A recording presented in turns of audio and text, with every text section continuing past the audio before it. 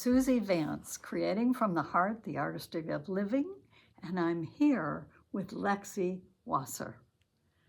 Lexi is a dental assistant.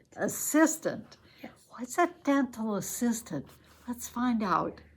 Tell me, Lexi. So a dental assistant just helps out the doctor and helps kind of do things for the practice, kind of behind the scenes. So we help clean up rooms, we help sterilize the instruments, and we help take care of patients. I was just going to say, I think you've been in the room when I've been having some work done. Yes, I help pass instruments to the doctor, and sometimes I even help place fillings for him. Look at that. Yes. And I bet you pass the correct instruments even. I do. That's really good. How did you get into this? Well, it kind of started a few years ago when I found out about the dental assisting program in Indiana University Northwest. And I was working for a dentist at the time due to COVID, and she had just brought me in under her wing, and she's like, I bet you would enjoy this program if you enjoy doing this, helping me out, and it would help you learn some new skills. So I went through with it, and I found Dr. Bruce, and it just... Tell me how you found Dr. Bruce. Well, during the program, there's a clinical rotation. So we get to visit different offices and different specialties. And he was one of those offices I got to visit. And as I was, helping out, passing instruments in a real clinical setting for the first time with a doctor I barely even knew, he's like, hey, you're doing a pretty good job. I really like your enthusiasm and your work, and I would want to have you on my team someday. And I'm like, well, I'm graduating soon, so maybe I can be a part of your team soon. So he offered me a position, and I've been with him for 3 years now. We say that's falling into it, right? Yeah, for sure. You must have a few angels out there helping you out. I think I do. That's fabulous. Did you know that you wanted to do this when you grew up? A little bit. I didn't realize it at first. I knew I liked going to the dentist as a kid, and I remember my dentist suggesting to be a dentist when I was a kid. Why did he suggest that? I think he just loved his job. Yeah, it was a he. I think he just loved his job, and my mom had always told him that I loved art and also helping people, and you kind of blend the two together. When you do a filling, you're sculpting. So it's a very tiny sculpture. That's okay. We like tiny sculpture. Yeah, so it kind of blends like some of my artistic abilities where I'm also getting to do like helping people and helping them feel safe and secure in a place where a lot of people feel a lot of anxiety. Well, lying there opening your mouth and say, do whatever you want to me. Yeah.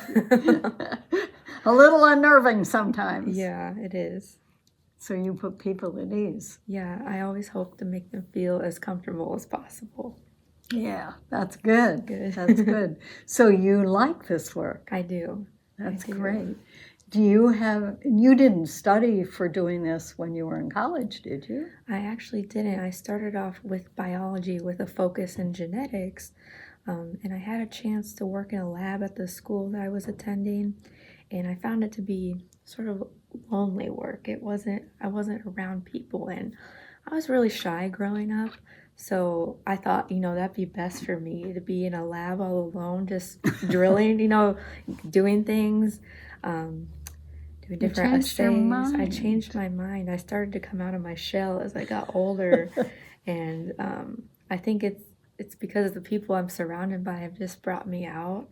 And I've kind of blossomed. And I see every year I get a little less out of my shell. I meet people a little more like out you. of your shell. Yeah, a little more out of my shell. Less shy. Less shy, yes. And I meet people like you who just kind of open me up to the world. Great. Yes. That's great. This is fabulous. Yeah. So if you ran into someone who just lost their job or was griping about their job and wasn't doing what they loved, or just needed maybe a kick in the pants, what would you say to them?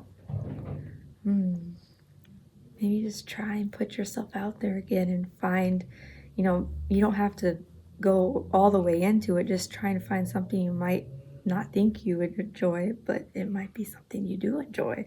I would have never thought that I would be a dental assistant, talking to patients and the way I am now. Like years ago, I couldn't even see myself talking to people like I am now.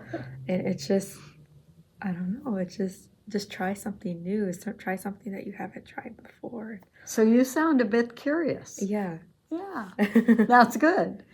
When you're at home, do you do art? I do. It sounds like it. Yeah, I grew up kind of liking to paint and draw.